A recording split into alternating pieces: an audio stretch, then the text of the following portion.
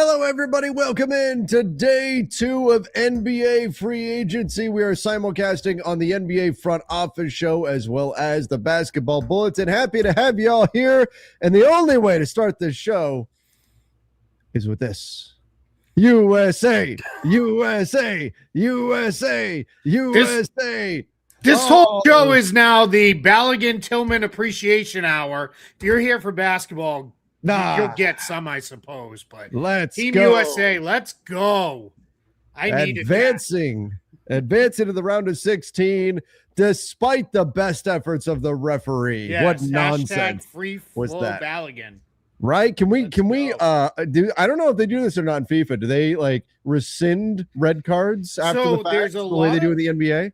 You used to be able to appeal a red card after it happened to not obviously get the player back on the field, but to avoid the suspension. Some people are saying you can't do that now. So I really don't know. So we'll see. I'm not sure, but it's if you can, they better be getting that appeal paperwork ready to go right now. Yeah, they gotta get that appeal in quick and get this. He wasn't even looking at him. I get a yellow, but it's not like it was intentionally. I get it if he intentionally stomped on the dude's ankle. It's a different story. But he didn't investigate the ref. But this was the one I was really going for. Same play as Messi, and he didn't get a damn thing, and that's exactly true. Spot on. I mean, FIFA officiating is garbage anyway. So all right, it's only a slight step up from CONCACAF. So yeah, that game got very CONCACAF all over it. It did. Well, all right. The non-soccer people are like, why are you guys swearing? What is that? Yeah, people CONCACAF. Yeah, let's go. All right, we got a lot to talk about around the NBA. It was a very, very, very busy day 2 of NBA free agency. I've got my tweet deck in front of me and all that in case anything else comes out here while we're live. Hey, how about the NBA pausing for 2 hours and letting us get through the game? I appreciate that. So proud of them. Well done. That was very kind. Well done. All right, lots of stuff to get into here tonight. And Keith, both your team and my team did some things today. Let's just put it that way. They did some things. Let's start with your team. Jaylen Brown gets traded for Paul George and picks. I will pull up the picks. I'll admit, even I am slightly confused by exactly what picks are going to Boston here. I legit just tweeted out like what is as clear as I hopefully can make it. I will find your 2028 pick is. Yeah. So I hope that's there. I don't need a drink. I got my water right here. I'm full water at this point at night. It's all right. While you're pulling all that together, because I know people want to hear my thoughts. Oh, good Lord. Those are the rules on this pick? Yes. Yeah. There's 4 different scenarios. Oh my God. Yeah. Well, hey, what do we say? Nighttime nerdy. Let's go. All right. Hashtag nighttime nerdy. Okay. Here's my thoughts while Trevor pulls everything together to put up on the screen. I don't like the trade for the Celtics. If this was the value for Jaylen Brown, I think I just keep him. I don't know about all the stories that are coming out now about he never asked for a trade. He didn't want to be traded. I don't know. That'll all play itself out at some point. I get why they traded him, but if this was the best trade on the table, just wait and see. Mm-hmm. Give it another few days, give it another week, see who's like, man, our off season went kind of crappy. Like we didn't do what we wanted to do. Does something better come? The draft capital it's okay. I'm not going to break down this whole long ass thing for the 2028 pick. Here's the big thing. Score on the very bottom.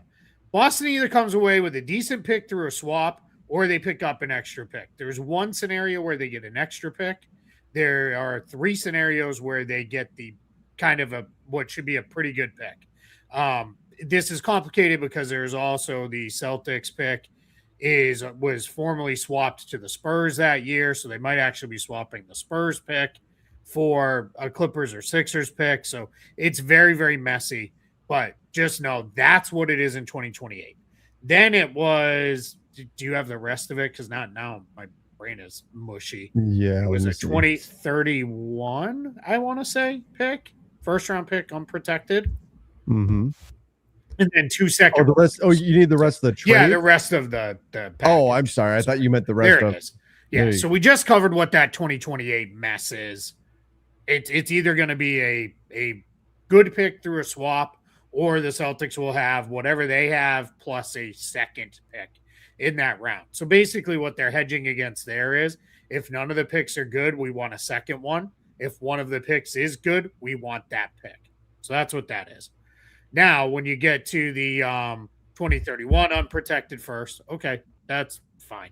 Sure. Then it's 2 seconds. I don't really care about the seconds. Like, those are seconds just kind of get thrown in trades and floated around and moved around and all kinds of stuff. So it's kind of is what it is. But it's taken on Paul George.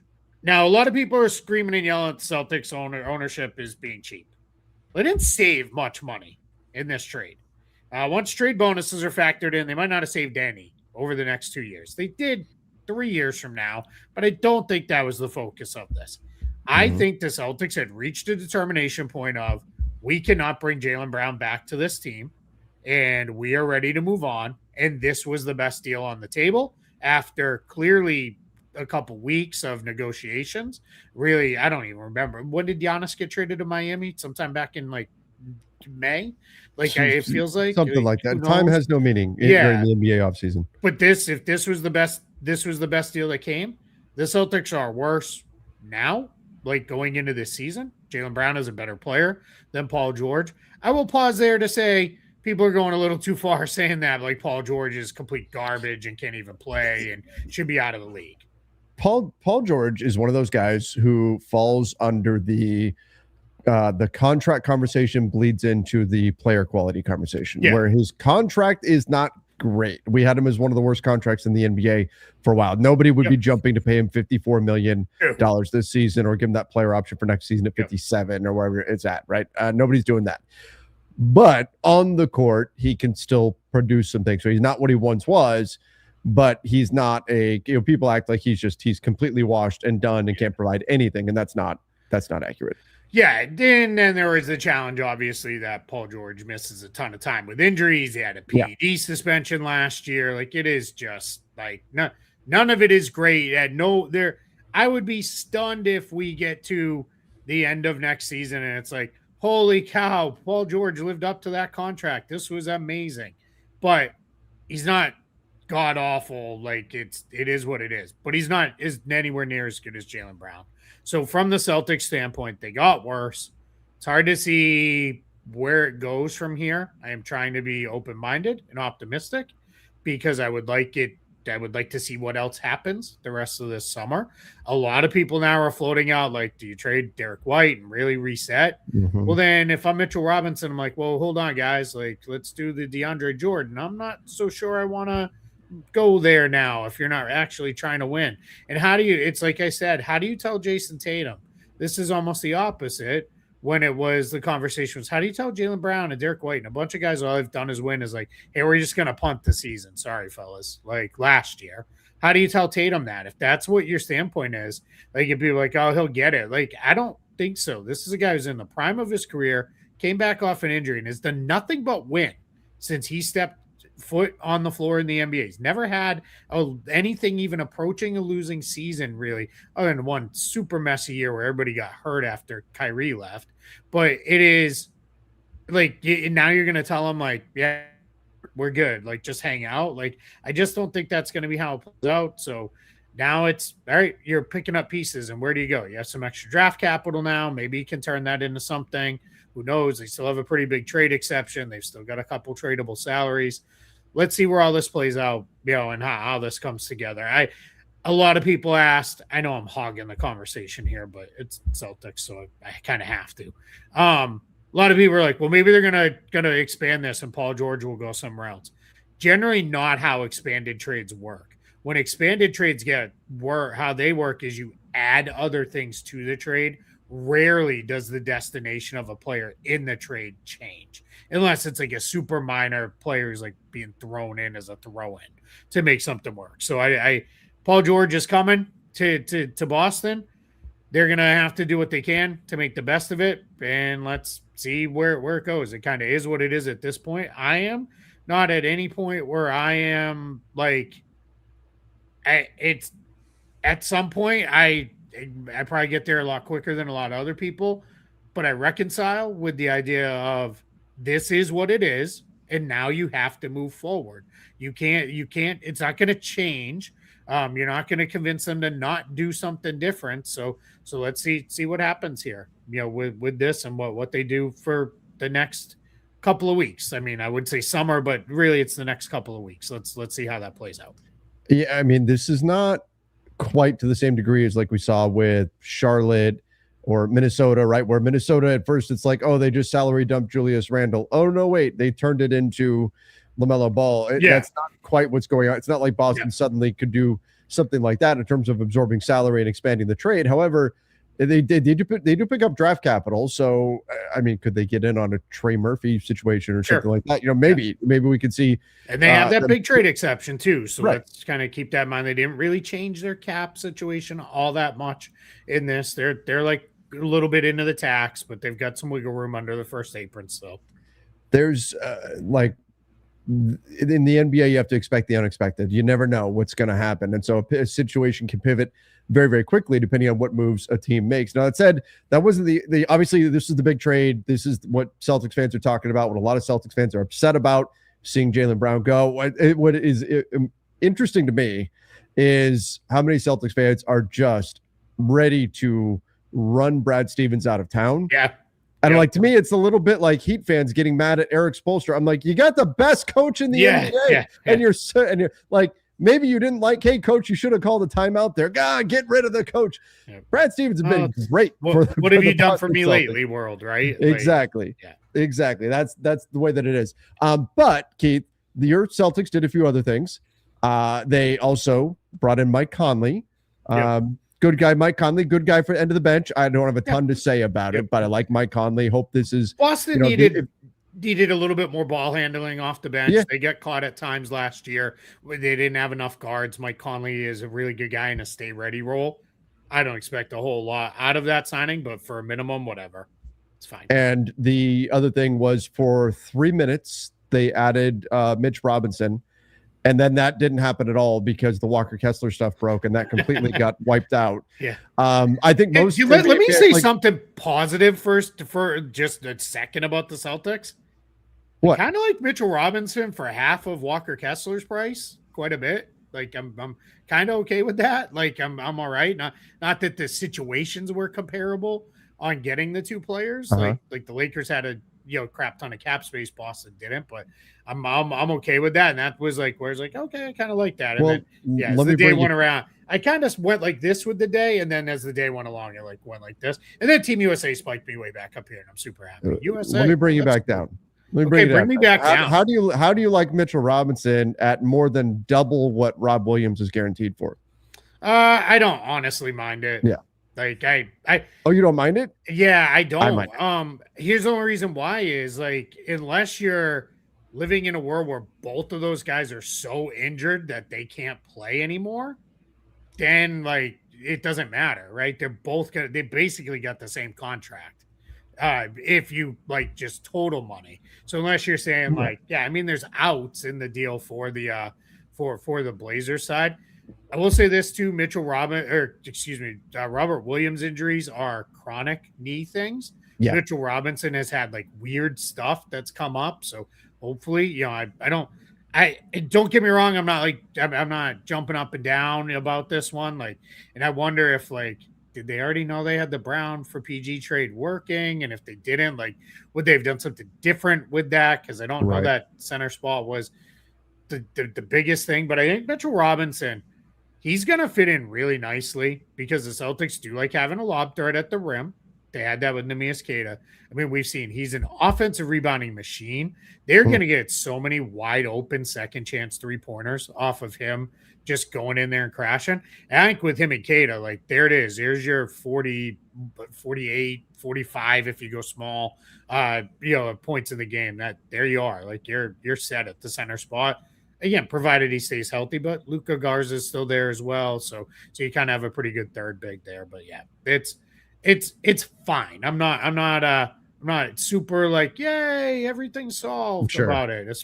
And part of that's being colored by what happened later in the day. But yeah, I have Mitch Robinson and Rob Williams side by side. I would actually slot Rob Williams ahead of Mitch Robinson. Now, a lot of that was Lakers specific context in terms of fit with that specific team. But like both guys, I love what the Blazers did in terms of how much team protection they have in that. And you're right, there without are a doubt. more extensive injury issues there. But Mitch Robinson just won a championship, monster on the offensive glass, and if he stays healthy, it's more than fine. The player option hurts a little bit at the end of it, but again, I'm not saying it's the end of the world. Kate Core says, Keith, join the Night Owl Club. You got a lot of energy at this time of night. I am going to crash hard. I didn't go to bed until 2:30 yesterday. 2:30 is the last time I saw, like, on my phone when I finally put it down, and it was probably like another 15, 20 minutes maybe before I actually fell asleep. And then I was up at just after 6:30 this morning. So I'm going to crash hard here. So this is life in the NBA's free agent frenzy. I'm still doing something for Lakers Nation after this. All right, let's go here. Speaking of which, let's talk about the Lakers and kind of what they did. I'm not going to go through like a super in-depth dive because I'm going to do that over on Lakers Nation in like an hour. And you did it for hours already today. And we've talked about it quite a bit. There is still some stuff to get into here. I'm going to get to that in just a moment. First, just a quick shout out to our sponsor. Going to pause for a moment to give a shout out to our sponsor. That is Prize Picks. Got a great deal right now. Play $5, get $50 instantly when you use the code HMA. The link is in the description down below. Super easy to play Prize Picks. All you got to do is pick more or less on some of your favorite players. And they've got all kinds of sports on there, not just basketball. You also have the NFL, MLB, NHL, and so on. Let's take a look at the NFL, the upcoming season here. I'm going to roll with Puka Nacua. I'm going to say more than 1,249 and a half receiving yards. He had over 1,700 last season, so I feel pretty good about that one. And then Ashton Genty, he had 975 rushing yards as a rookie last year. Right now coming in at 974 and a half rushing yards. I think he is going to get more than that and improve upon his rookie year numbers. If you guys want to get in on it, again, that code is HMA. The link is in the description down below. Play $5, get $50 instantly. And if you're going to play, please do so responsibly. All right, let's talk a little bit about the Lakers move. So, Keith, we got, as soon as the Mitch Robinson thing came out, we got the news that the Lakers were trading there are only two picks that they could trade, the two first that they could trade unprotected for Walker Kessler, in addition to two swaps going out, and they're going to sign Walker Kessler to a 4-year deal, $130 million, which at this point, if you don't get a player option on a deal that you're doing with the Lakers, you've done something wrong. Hey, Trevor, those are player options. Everybody you get one. Everybody gets a player option. I don't know what they're doing. I don't know why they keep giving out these player options. It makes no sense why they're doing that. I shouldn't have done that. What's that? Regrets. So many regrets because now I have to clean up all those papers. Now you got to clean all that up. All right. So first of all, foremost, I like Walker Kessler as the target. I had Walker Kessler ahead of Jalen Duren. Yep. Sometimes I felt I was crazy to think that way, but that was what I had, was Walker Kessler ahead of Jalen Duren simply because of his defensive ability and the fact that his ceiling is the potentially being the top non-Wemby rim protector in the NBA. That ceiling is there for him. Love the rebounding, obviously. I think that you need to line in more. You need to really lean into defense more than Jalen Duren would have provided on the offensive end, and restricted free agency sucks. It just does. It's a problem in the NBA. It needs to be adjusted. It's got to be fixed. And until it does, you're going to wind up with situations like this, like Jalen Duren, like Jonathan Kuminga last year, Josh Giddey, that are just awful. Awful for the player, and teams are going to do what they need to do and try to use it to their advantage in the meantime until the league steps in and fixes it. But for the time being, you weren't going to get these guys otherwise, and you didn't have a starting caliber center otherwise. DeAndre Ayton is not that. We've seen that. And if this winds up being the long-term starter at the position for the Lakers, fine. Obviously, there's some injury concerns there as well. He only played 5 games last year. So this is 100% a gamble, and it's a big one because you're giving up all of your future draft capital, essentially. This is an all-in move to go get Walker Kessler. Love the target. The price, Keith, my preference, if you were going to give up this price, I had 2 things that I was looking for here. Either you make the contract as thorny as possible, and that means upping the per year price if you're going to go after Walker Kessler and bank on the Jazz not matching, and you retain your draft capital, or you give Walker Kessler a bit more of a team-friendly deal and you pay the price in order to make it a sign and trade. And the Lakers chose the latter in that.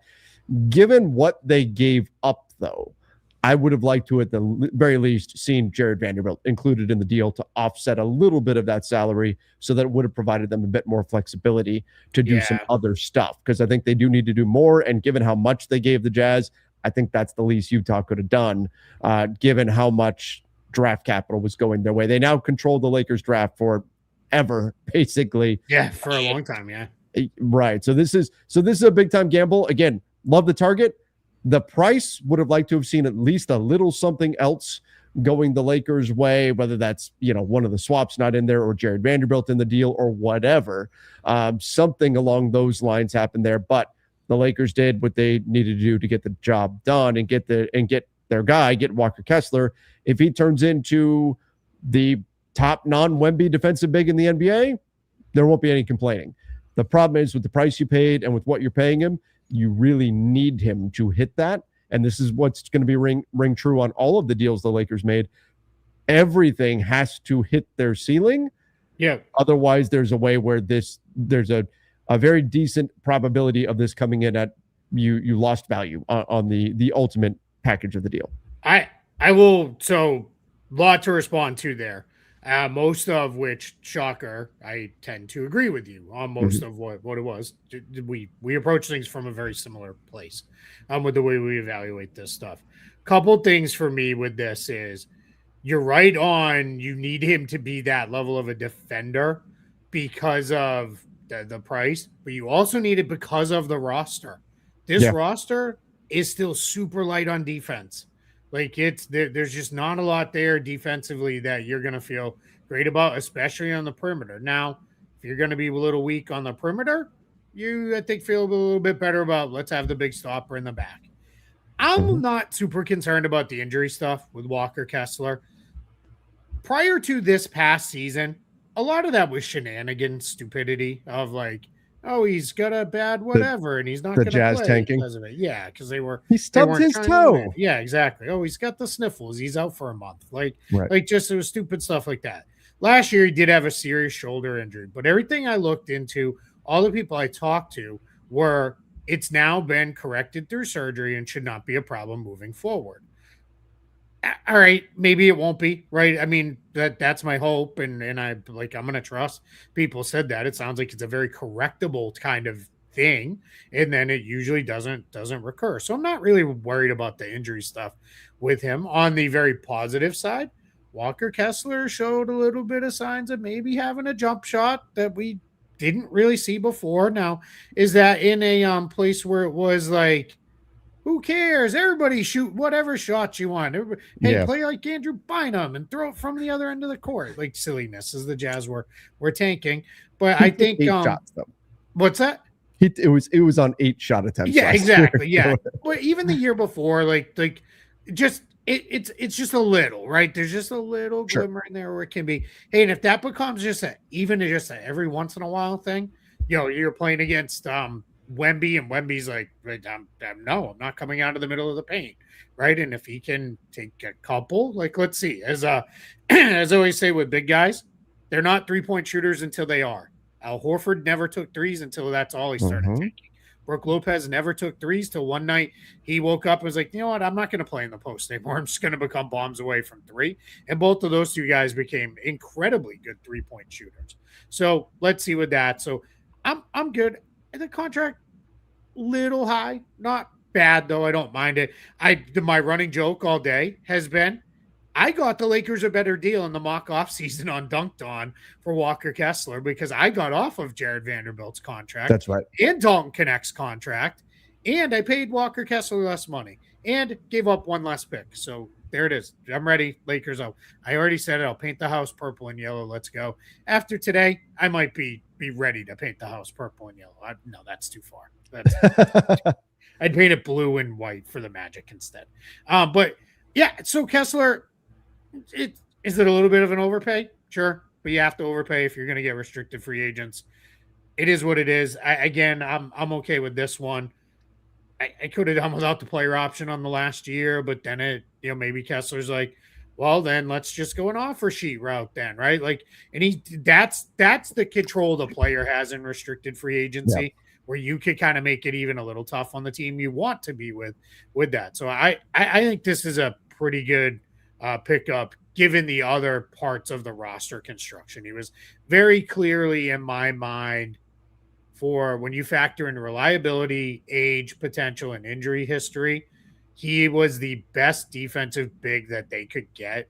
And I don't think it was particularly close. No. So I think if you're going to have a team built with Austin Reeves and Luka Doncic as primary guys, they're going to be on the floor for 40 minutes a night in playoff games, you better be able to protect the rim, because those guys just aren't. They're going to let guys through. It is going to be what happens, and Kessler should do a pretty good job at that. Which one do you want to go to next? There was probably an order they came in. It went Mamukelashvili. There is a clip that's going viral of me reacting to all three. I watched it live. Yeah, I was. Just like a player option, another one. I was not thrilled that the player option, but again, at this point, if you don't ask for a player option, because they're going to give it to you, they're going to cave. I didn't like any of the deals. Do you think that's Rob being an agent? I don't know. I don't know what it is, but it needs to stop. It's got to stop. They have to knock this off. There's a couple of Kessler's that's a little different because you're playing the game there. Sure. To get him. But yeah, like Colin Sexton didn't need a second-year player option. Just make it a one-year deal then. Like exactly. That's so. Good. All three guys. I want to make sure I specify here because I've been trying to drive this home. Yep. I like all three players. I'm not mad at any of the three players. Sure. Keith, you and I have been big fans of Colin Sexton's game. We've been singing his praises for years. Him and John Collins have been like two of our guys that we've talked about on this show for years and years and years.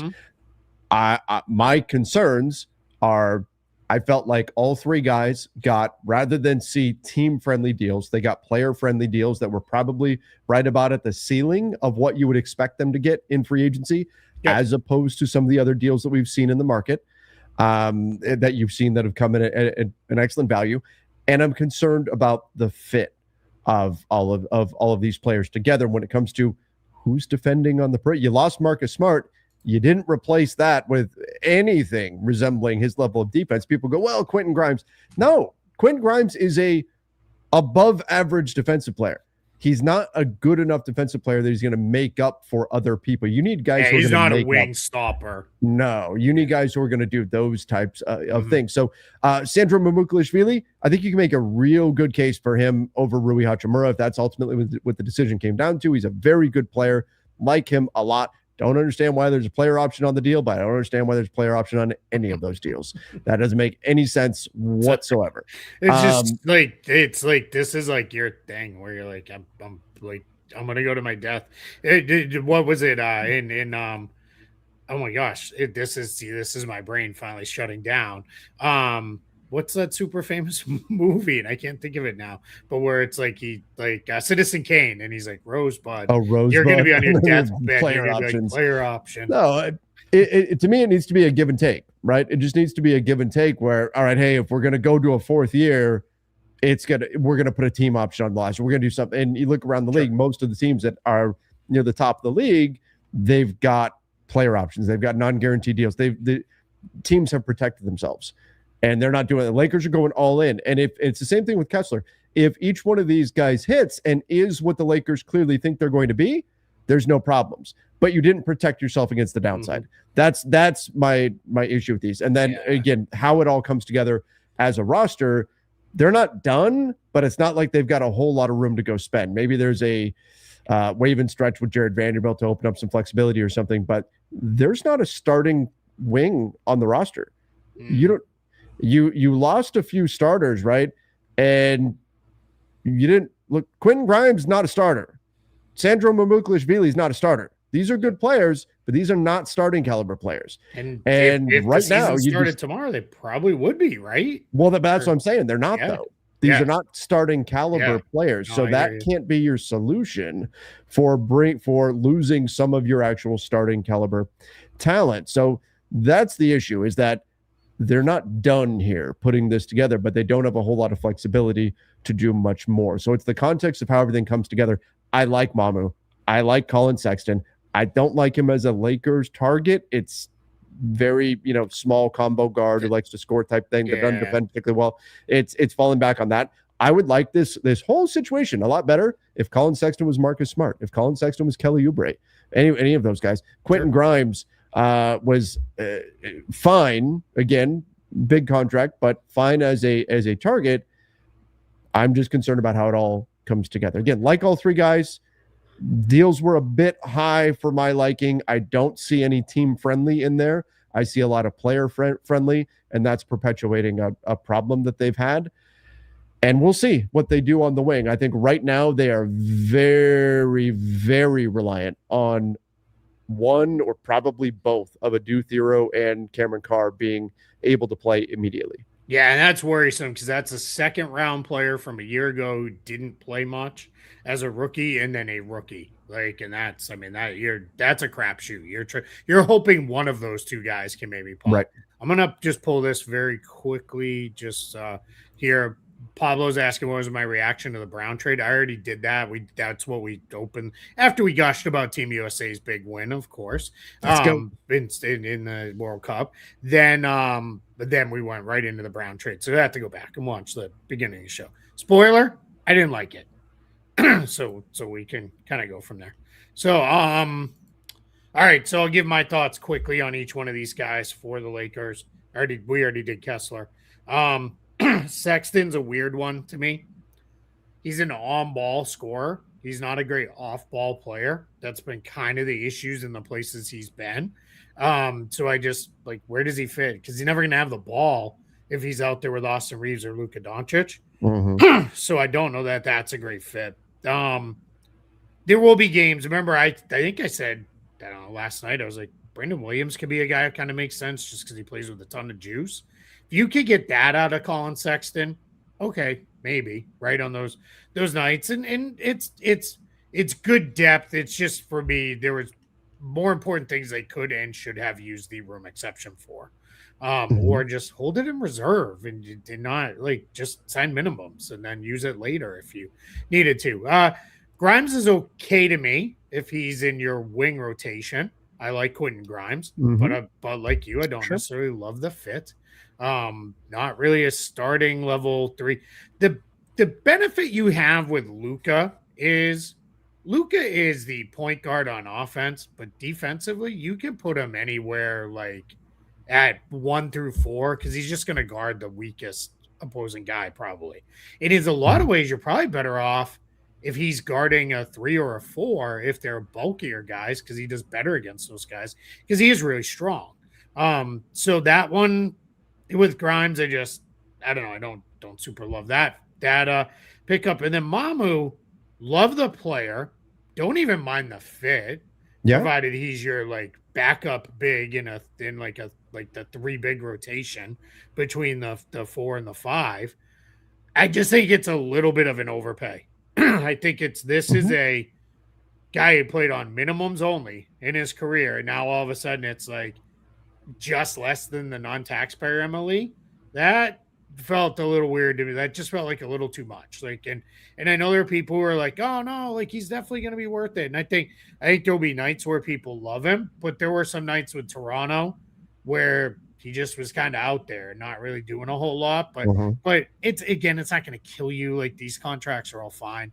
Here's the nice thing is none of Sexton, Mamu, or Grimes is in such an egregious overpay that you can't trade those guys. So I think that's the good part of this. If you're the Lakers, if we get to January leading into the trade deadline and they're like, boy, these 2 guys aren't really working out. Well, all those guys, you You put any two of them together and you're at like 20 to 25 million in tradable salary. So that part is good because even the length's not going to scare teams off because they're not so bad. But yeah, it was just kind of I don't know. The Kessler one was like, okay, I kind of get it. And then it was like each subsequent follow-up was like, and it just got a little worse as we went along.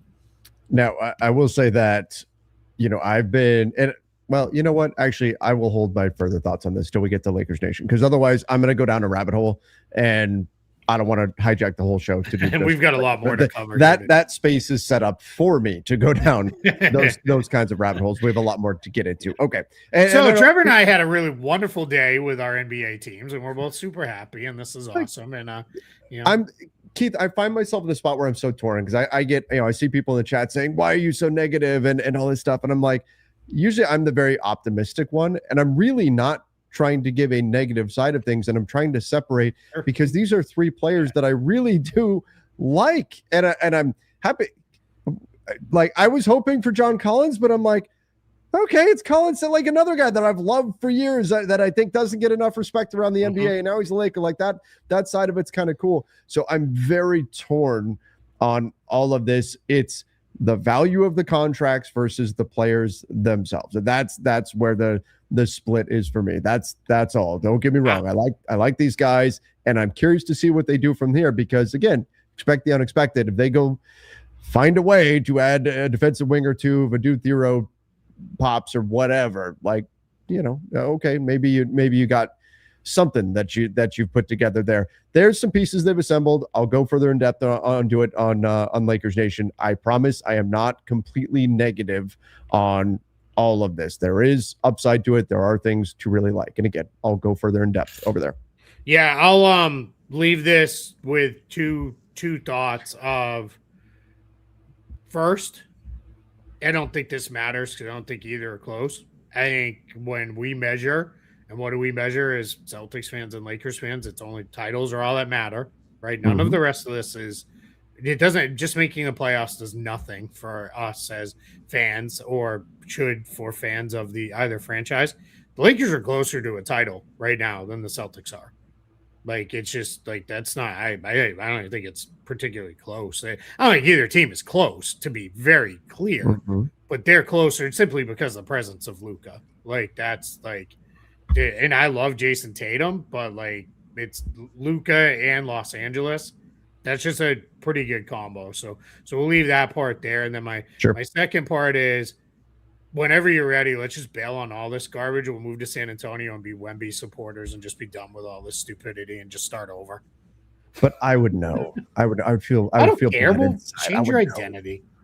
Change it to watch the Lakers on the side.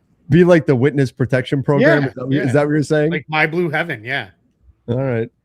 Okay, guys. I'm not saying they're close to the title this year. By no means, like, I don't know when the next title's coming for either franchise, but I don't like, I don't. It's Luka. I mean, I love it. It pains me that Luka is a Laker because he's one of my favorite players in the league. It just, it is what it is. So, all right, let's move on. Okay, let's go to the Norman Powell. There's a shout out in the chat. Somebody goes, one of us picks Vegas and the other one takes Seattle. I get Seattle. You're going to be spending long enough in Vegas, as it is in like a week here. I don't want to be there anymore. Okay. All right, Norman Powell to the Bulls. Yep. This is what is it? 2 years, $45 million, but the second year is not guaranteed, or is it a team option? Team option. Anyway, bottom line, they don't have to pay it. Keith, this is, we need to create a banner or something, a drop, whatever.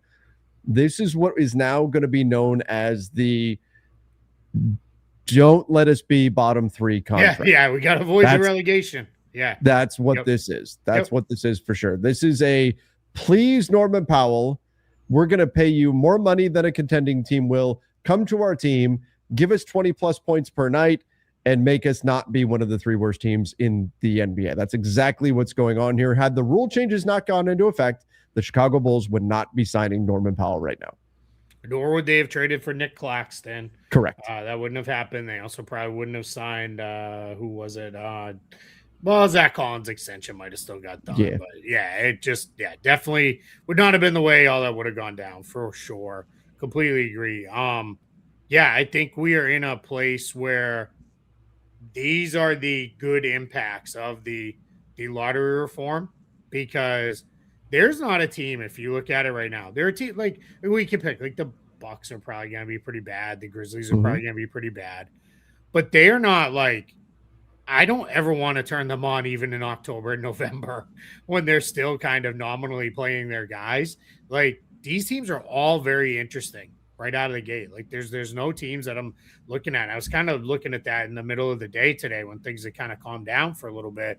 Whereas, like, there's a lot of really kind of fun teams out there where teams have done some stuff. So yeah, for the Bulls, Norman Powell come in, they needed scoring, right? Because Caleb Wilson, I love the pick. I just don't know how much you're getting out of him as a rookie. So I think he's going to be a very dependent rookie, meaning he's going to need guys to help set him up. That's where like Josh Giddey will come in really well for them. I love Modest Buzelis.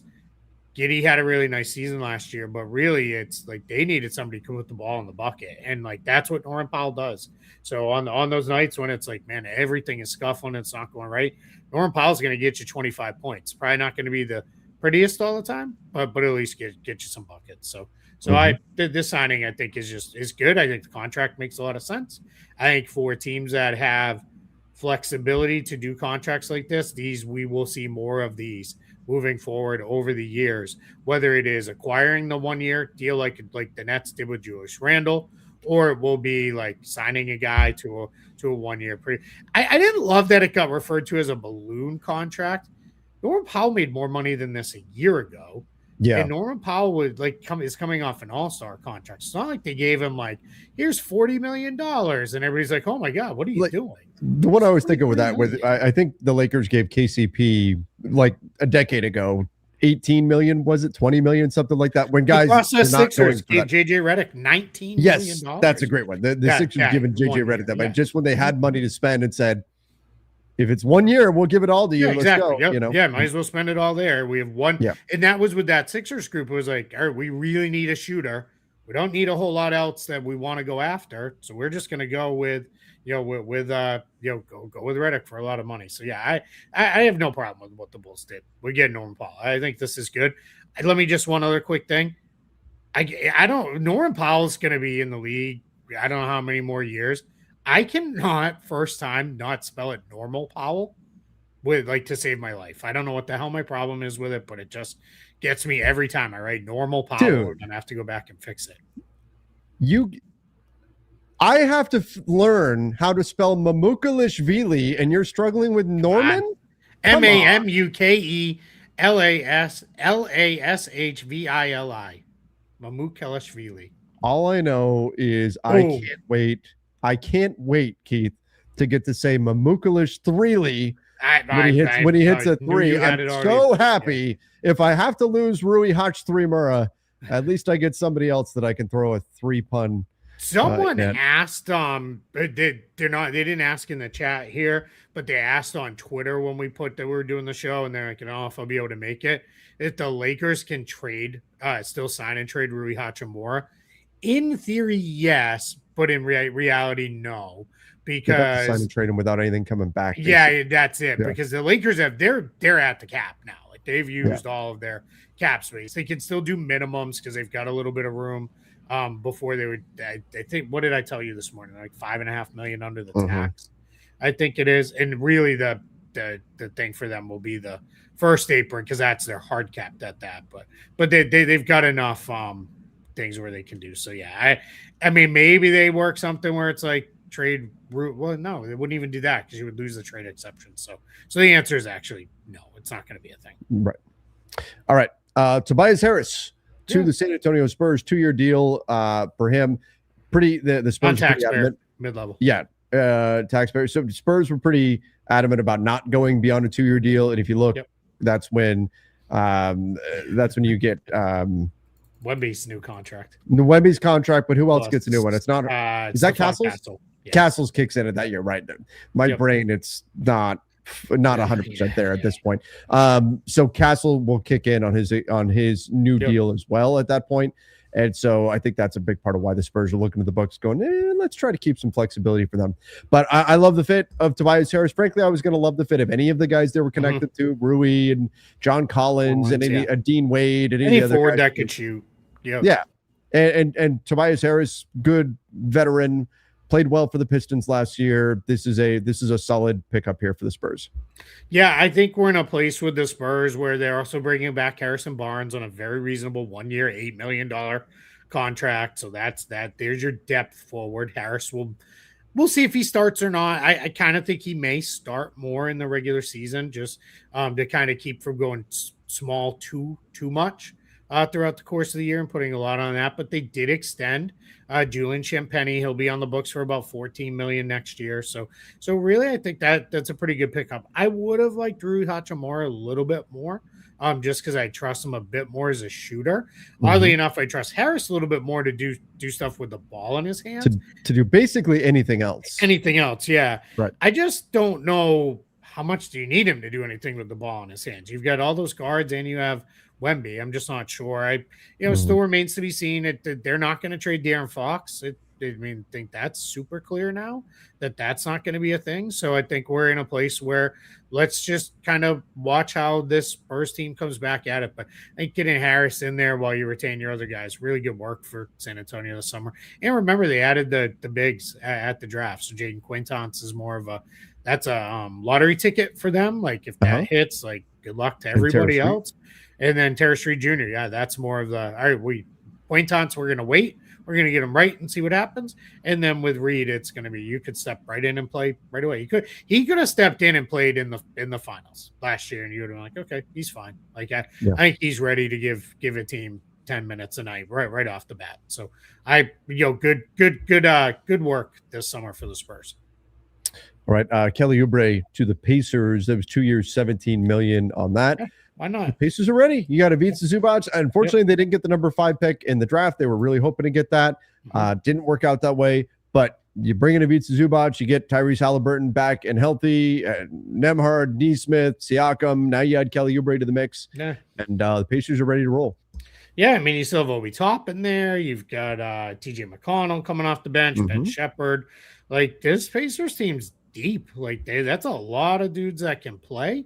And I think getting Kelly Oubre, like, hey, credit to the Pacers right now. They're going to be in the luxury tax. Like they won't finish there. They're going to make a trade to get out of that eventually. But they're in the tax by about $6 million right now. So we'll see. They're about $2.5 million under the first apron, and that's their hard cap is at the first apron. So, but yeah, I like Oubre. Like I think that's a good pickup. They'll fill out their roster very likely with Braden Smith coming in on a rookie, like one of the second round pick exceptions. And that may have already happened today. Let's pause there just to reference because I got this question a bunch. Like, how are these teams already announcing signings? There's only a handful of transactions that can happen during the moratorium. Veteran minimum contracts can be signed. Rookie scale contracts can be signed. Second round pick exceptions can be signed. Two-way contracts can be signed. Here's why. Those are all contract types for players that may play in Summer League. Guys don't want to play in Summer League unless they're under contract because it can screw everything up if something goes wrong. Who was it a couple years ago? Was it EJ Liddell? Got hurt in Summer League and then like missed his rookie year. Maybe missing. It was definitely a Pelicans player, but so those are all kind of guys. Veteran minimums, maybe not, but maybe some of those guys may be like, yeah, let me get in the Summer League. But that's why those all can be signed during the moratorium because those are guys you want to have available for the summer. So that's why when you're seeing teams tweet about like, hey, this guy signed, it's going to be a minimum. It's going to be a two-way second-round pick exception or the first-round rookie scale. All right. Let's jump over. So we're going to need to skip through some of these ones here. We'll zip through. Santi Aldama, the Grizz, they continue to add draft capital. I don't recall off the top of my head what the Grizz gave up for him. I was in the middle of recording something. They gave up Brown that video. Top 20 protected Warriors pick. So okay. Maybe. I'm sorry, they got that pick, rather, I think. The Mavs gave it up, the Grizzlies gave it up to the Grizzlies. Correct. then Santi Aldama will These go. are simple to things, Dallas. and we're like struggling Dude, to come up with them. So, yeah. I have lost count of how many hours I've been live for during free agency. It's too many hours. Yeah, I don't even know where. I don't know what day it is. I could have sworn forever, like hours. I was thinking today was already the 2nd, and I looked and went, "Oh my god, it's actually the 1st. What is happening?" But by the way, this world? I gotta pay bills. I forgot all about that because it's the 1st, and then so we're 20 minutes away. My mom's birthday's tomorrow. Oh, there you go. Yeah. Yeah. I like this pickup for Dallas. Why not? Right. All it cost you was a chunk of that AD trade exception that you probably weren't going to use any other way. So, yeah, I mean, just another big to put in the mix. We'll see. We got the news the other day that Derek Lively still can't run, so that's not great. Like, that's probably not good. So having Santi Aldama in there, I think is just another nice playable big. Even if you go into our 3 big rotation is going to be Gafford, Washington, and Aldama. I feel pretty good about that next year. Mavs have a chance to be okay. I think they might be all right next season. Yeah, I think they very well could be. I mean, you add Kyrie, get him back in the mix, and Cooper Flag, and there you go. Yeah. The Magic filling out the roster with returning vets. Now, they did lose Madman Mo Wagner. To the Nets. Went to the Nets. Yep. Yeah, he went to the Nets, but otherwise, but they got Vooch. Yeah, Vooch back in town. Yep, coming back. They already gave him his old number back. Vooch never, he kept his house here in Orlando and has invested in businesses. He'd already talked about he's going to retire in Orlando. So I think that's good, right? For the Magic. Yeah. I mean, that's him, Batadze, and Wendell Carter Jr. Somebody's going to be fine, right? Through that period. Javon Carter. One of you will be healthy, aka the Portland Trailblazers approach the backcourt. Yeah, exactly. Javon Carter is back. Just a nice, solid depth guard. And then Jonathan Isaac, waived and not stretched, because had he been stretched, the Magic wouldn't have been able to re-sign him. So now we know for sure was not stretched. So they're going to eat his $8 million, and then they gave him $2.5 million cap hit to come back and be around. That one, I'm a little just move on already. It's like that meme of the backpack where it's like the straps all ripped and he's got right and stuff. It's like just let go already. That one I don't get. Whatever. All right, let's finish up here. Yeah, let's just reset super quick. We'll run through who are some of the better free agents left available. LeBron guy still out there. Jalen Duren still out there. No real resolution. We didn't hear much about Jalen Duren today after a lot of stuff. Day one, not much. James Harden still hasn't gotten done. Peyton Watson, haven't heard anything about that. Draymond Green, Tari Eason, another restricted guy. Then Bennett Mathurin, another restricted guy. Rui Hachimura, Anthony Simons, Jonathan Kuminga. We're getting to the point now where some of these guys are going to get squeezed because some of these guys are not bad players and money is starting to dry up very, very quickly. Or teams are going to say, we're going to hold the non-taxpayer for a little bit. With this, Chris Middleton, Russell Westbrook, veteran guys that are out there, Gershon Yabusele, Bruce Brown. So it got late real early in free agency as per usual in recent years, but still, I mean, we're still going to be kind of waiting on what happens with LeBron. Tony Jones broke the Sixers in wake of the Jaylen Brown trade. I reached out to LeBron to say, hey, we want to throw our hat in the ring. So, I mean, if I'm LeBron, I'd be like, wait, I wasn't good enough before. What? I was thinking about that when that news came out. I was like, shouldn't every team be at least reaching out and throwing their hat in the ring? Yeah, right? If we're the Grizzlies, I'd be like, I know we have no good hotels here, but want to come play here? We'll buy you a house. So I don't know. I still kind of think I kind of feel like it's between Golden State and Cleveland, but that's just, I do too. I'm not reporting anything. That is just that was going around a little bit early going, but at this point, some of the aggregator accounts will I've had a few reporters too who have pushed back and been like, I didn't say that, because one aggregator account will say it and then all the rest pick up on it. Yep. But that happened to Wiki with something. I forget what it was.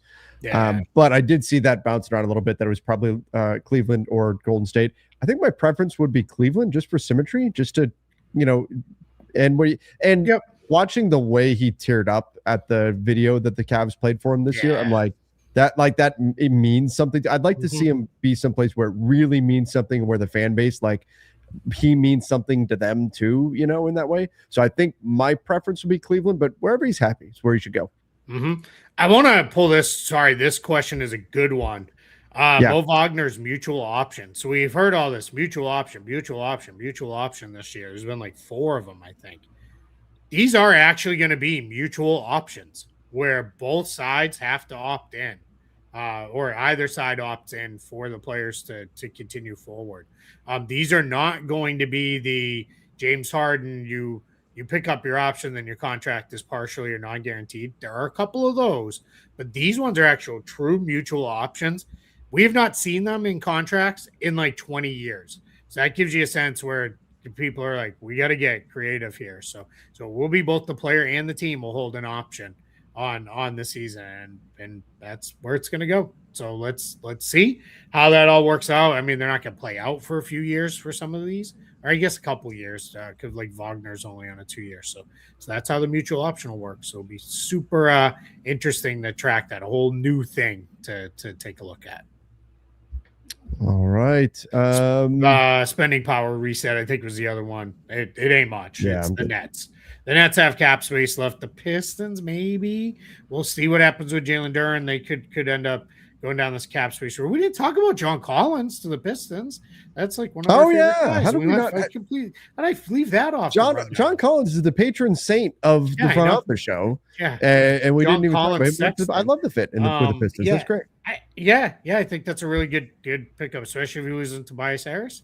Like Collins do a little bit less off the dribble, a little more around the basket area. I think he's a more consistent shooter than Tobias Harris. So I think that's a really good fit. Going to be a sign and trade. Sounds like that's going to get rolled into the Isaiah Stewart deal, which may now include the Santi Aldama deal. Like they're going to Frankenstein that whole thing together in a big monster trade where there'll be trade exceptions and all kinds of other stuff getting used. But yeah, cap space. We're down to the Nets. Nets have about probably $22 million still to spend, so still definitely can get pretty active on some stuff. Bulls have very, very little left. They're basically out. The Lakers are out after their moves today. So those everybody else, it's exceptions and minimums. I'll do a post in the morning where I will go through like max spending power each team has. So like, do they still have the non-taxpayer? Do they have part of the non-taxpayer? Are they hard capped? And we'll go and I'll run through the hard caps. As soon as we sign off here, I'm going to turn you on Lakers Nation and listen to you as my background noise, and then get into working here. No, never let it be said I don't support my boy. That's right. There's so many times where I'm working through something on a show, whether it's Lakers Collective, Lakers Nation, Bulletin, whatever, and we'll be talking about something cap related, and then I look down and there's a text from Keith, and it's giving me the answer to that cap question. I'm like, oh, Keith is watching the show. Okay, throw it on the side. It's not always my favorite. I like to listen after Laker losses. I think it's funny. It makes me laugh at the end of the night. That's so mean. Okay, it's more. I'm like, yeah, I've been there, and I feel like we're gonna be there a lot this year, but that's okay. Let's get into a few of our super chat questions. There's a few that like this one. We appreciate the super chat, but Keith did talk about that. We didn't talk about Brown to Philly, because I just went forever about like stupid Celtics. No, not really. I think it's a good pickup for Philly. Just very quickly. Sure. My one worry is Paul George had very much settled into, I'm cool. I'm the third or fourth option. This is Tyrese Maxey's team, Joel Embiid's team when he's there on the floor. That hierarchy is going to be challenged a little bit now. But when Embiid is out, Jaylen Brown and Tyrese Maxey, that's gonna keep you there. I'm a little worried about VJ Edgecombe. Like they're gonna have to find creative ways to keep him engaged, just so it doesn't turn into, hey, you just be the one who plays defense. Like we'll worry about the rest with us. So yeah. All right, this question said, who mismanaged their assets more, Rob with cap space and player options or Brad with Brown? Keith saw you arguing with Celtics fans, Celtics Nation in shambles. Yeah, it's weird. So I could talk about that very quickly. I wasn't arguing. Nobody's happy. I don't think in Celtics fandom, minus But the people. but if who you just aren't see happy Jim the Brown. same way they aren't happy. That's it. Yeah. People Yeah. want me to scream and yell and throw stuff around the room. Guys, I will tell you, I'll say the same thing I said on social media. That used to be me. I used to be that person when like I let sports determine my mood so much that there was periods where I wasn't sure my marriage was going to make it because I was such an idiot about this stuff. And fan the way you want. Like if that's what you need to do and it works and you're not hurting anybody around you, for me, those things were hurting me. I can also, and I have no problem telling people this. I see a therapist when I need to, because I think it's good to talk to people when you need help. And it is, I can have very deep rooted like anger and depression issues. I know people are like, you seem like the most optimistic like person in the world. I have to really, really work at it. Like it's not my nature is to be pessimistic and negative, and I have to really, really work at it. So when fans tell me like get angry about it, I'm not going to get angry because I know where the kind of path that will lead me down. Like I just don't want to. I don't do that. So I'm not going to get to a place where it like gets me into a really dark place. There's enough other things in the world that can do that. So I tend to be a little bit more of, all right, I'm not happy about this, but let's see how this goes. So I just try to take a step back. It's a great perspective. But yes, Celtics nation in shambles. I think the Brown trade was worse than anything the Lakers did today. Maybe that's my bias, but I think it was worse than anything the Lakers did today. This comment said, "Go USA!" Yes, indeed, USA. Get it. I'm worried about next round with that red card. That hurts. Hashtag free flow Balogun. Free flow. Hey Trevor, your reaction to the signings is hilarious and going viral on X. Look, I've said it. I had this conversation with Pete Zayas the other day. We were talking about like, you know, how do you feel like doing this is taking away your passion for the team or your fandom or anything? And I'm like, no, like it hasn't at all. And that's why when I first started doing this, you know, over a decade ago, I very consciously chose I'm not going to go down the super serious journalist role in this here because you have to turn in your fan card and you're now impartial and you're not a fan and all of that, because I know I'm not going to be able to be authentic and I'll be constantly fighting to try to keep that below the surface. You guys saw me reacting in real time there and my frustrations with the way those contracts were structured and what I was hoping to see not happening there. Mm-hmm. It's still very much a passion of mine, and yeah, you can certainly see that in that moment. Yeah, it was pretty damn funny when I was looking back at it. I'm like, oh man, it was great. I'm like, it was awesome, and it was like Ron played it perfectly too, because he was like, clearly you were like running the show, and he was like on social media, and he would get like this little grin on his face because he already knew how you were going to react. He knew what was happening. It was really funny. You guys should go back and watch it. I was laughing watching it play out live. He was just waiting to hit me with the player options, and I was like, player options, no. Too funny. As a Lakers fan, I feel sorry for Boston. They should have got Jalen Duren or Austin Reeves for Brown plus picks. Boston was robbed. I'm sorry, Keith. You never know. Wasn't on the table. I can say this, having talked to a lot of people within the Celtics organization. This was the best deal that they were being offered right now, and they felt like it was time to move. I already said my piece. I would have just waited then and said no.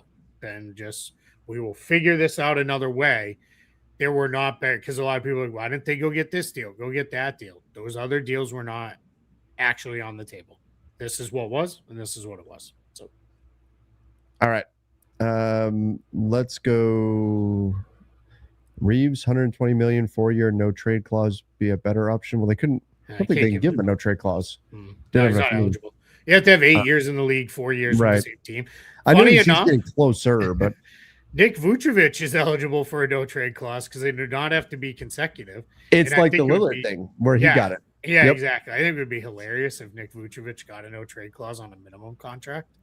Keith, I am still bewildered at how the hell it's possible that Austin Reeves is the oldest Laker. Wow. Yeah. Somehow that is a thing. He's like the longest tenured Laker. Yeah. No, he is the longest tenured. Oh, he is yeah. also the oldest. Is he really? He is. Holy Not by a lot, crap. but he is the oldest Laker. That's funny. That's only because they didn't draft Yaxel Lindemore. That dude's like 40 already. It's like remember Greg Oden when he was drafted, he was like 20, but he was really 45. Are they waving and stretching Vando? Maybe. I don't know. We'll have to wait and see. I'm going to talk more. 2 years left on his contract because I got that question a lot too. Who? Vando? Vando? Yeah. Yeah, 1 year and a player option on a second. Yeah, and it's about 25 and change, almost 26. Yeah, total. that's a lot of money to stretch. It's $5 million for $5 million plus per year for 5 years. I mean, it's a lot. I probably wouldn't. And that's a nice contract to have to throw in trade. But problem is you don't really have any picks to plus it up. So that's what it is. Yeah.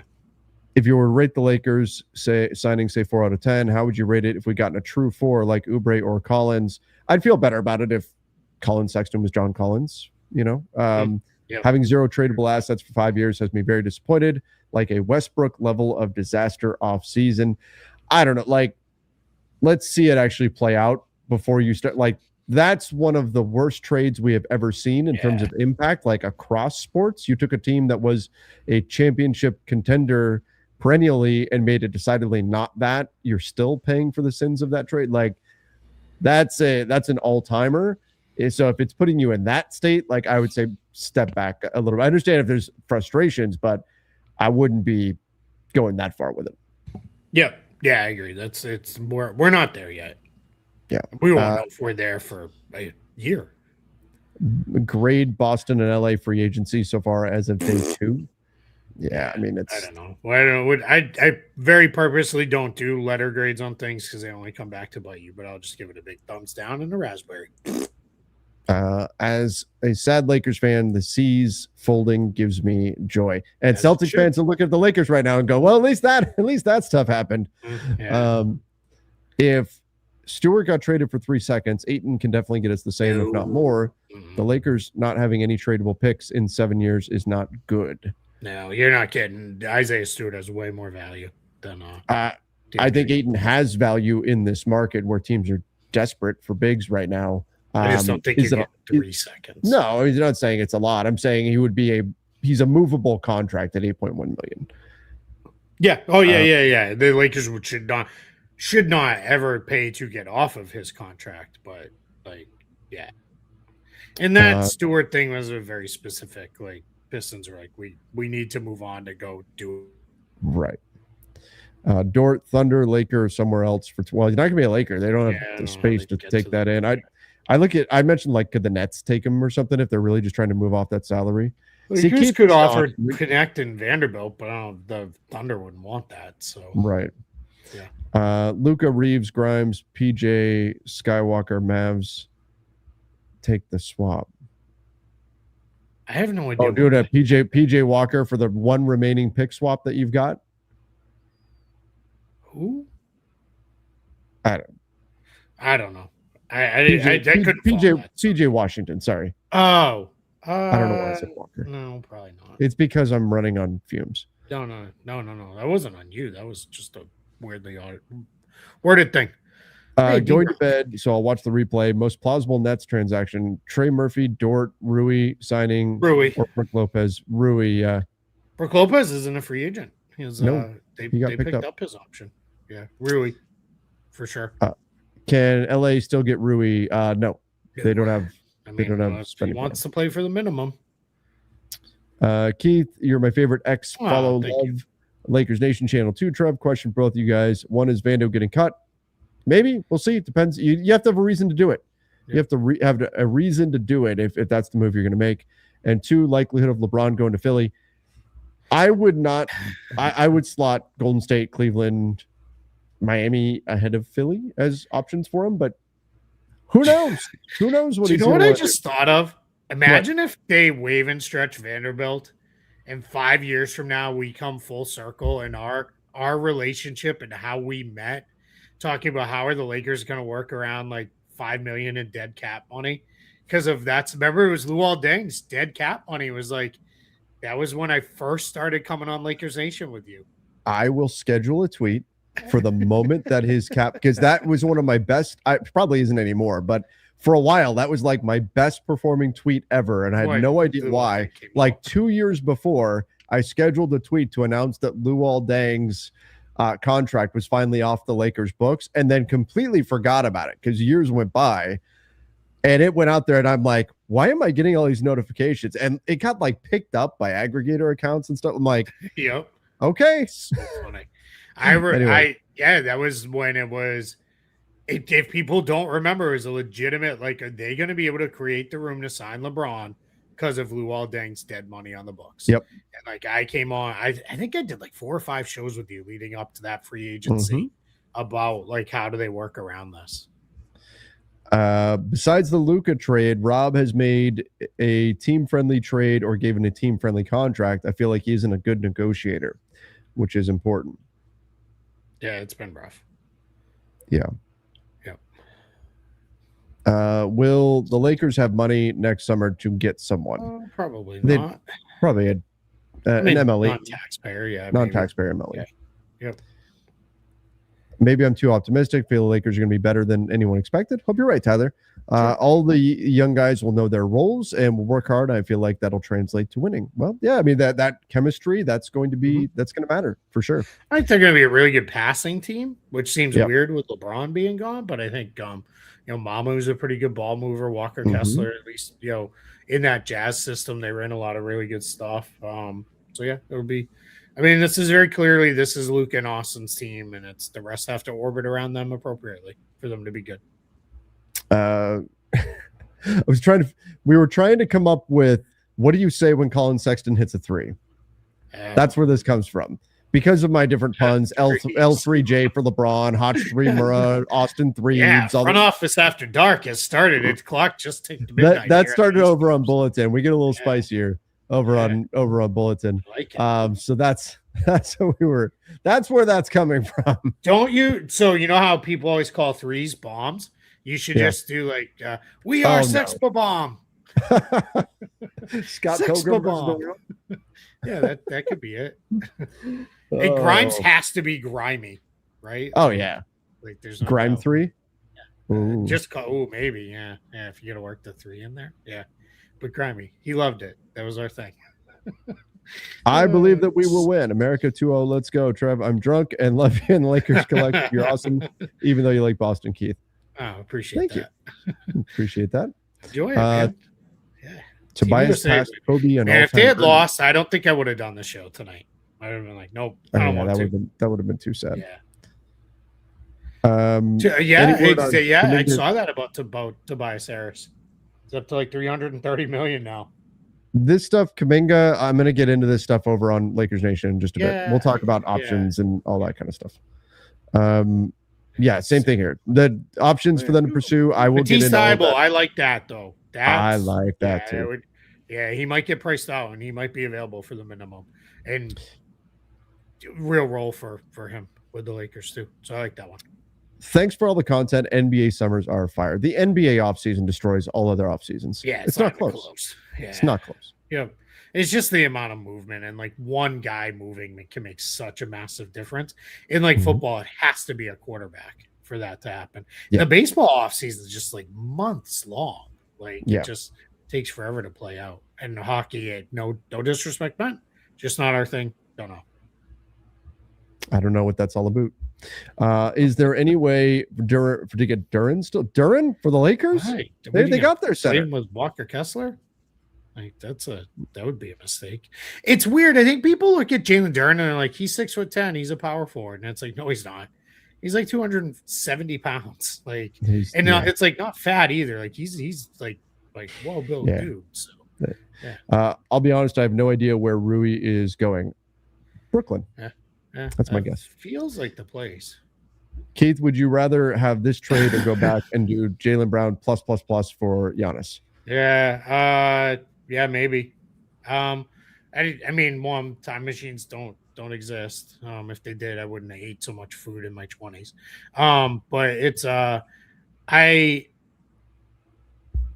maybe. Probably. In retrospect, yeah. I probably would have gone to the 3rd first round pick and just got it done. Thanks for all you do. This looks like a Phil Jackson team being built. If Colin Sexton were 4 inches taller, then it would be a Phil Jackson team. If somebody played defense. Yeah. Luka needs to have his 07-08 Kobe season. All right. Sure. Wish my Nets got Brown. Should have got him for MPJ, man, and picks. I don't know who's worse, Marks or Rob. Well, that's the thing now with the Brown trade.